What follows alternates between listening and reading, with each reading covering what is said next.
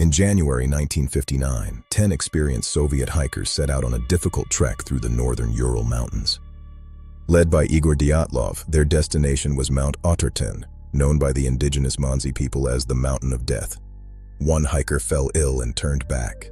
The remaining 9 continued into the frozen wilderness, unaware they would never return. On February 1st, they pitched their tent on the slopes of Kholat Syakhl. It was the last night they would spend alive. When the group failed to return by mid-February, a rescue operation was launched. What they found defied explanation. The tent was discovered buried in snow, abandoned, and slashed open. Not from the outside, but from within. The hikers had fled in a panic, leaving behind their boots, coats, and survival gear in sub-zero temperatures. The footprints told a chilling story.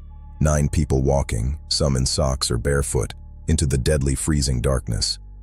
1.5 kilometers down the slope near a massive cedar tree, searchers found the first 2 bodies. They were dressed only in their underwear, lying next to the charred remains of a small fire. Branches on the cedar were broken up to 5 meters high, suggesting a desperate attempt to climb and watch for something. 3 more bodies were found scattered between the tree and the tent, in positions suggesting they were trying to crawl back to camp.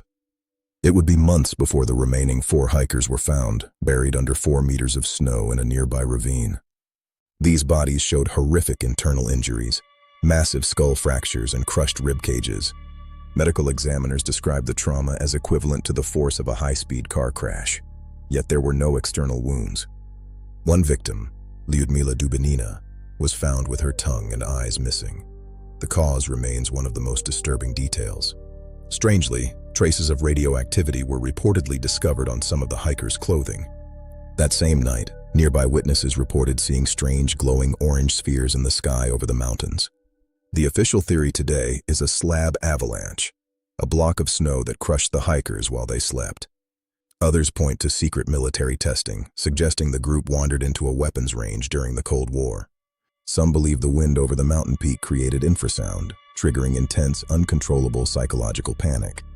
Could hypothermia-induced psychosis have caused paradoxical undressing, where victims feel hot as they freeze to death?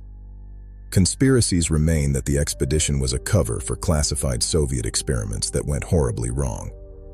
But none of these theories fully explain why 9 experienced hikers would cut their way out of a warm tent and run. They ran into the freezing darkness of Dead Mountain, knowing that certain death waited in the forest below. Decades of investigation by experts and families have failed to reach a consensus that satisfies everyone. The case was abruptly closed in 1959, and the files were sent to a secret archive for 30 years. The monument at the pass stands as a somber reminder of the 9 lives lost to the unknown.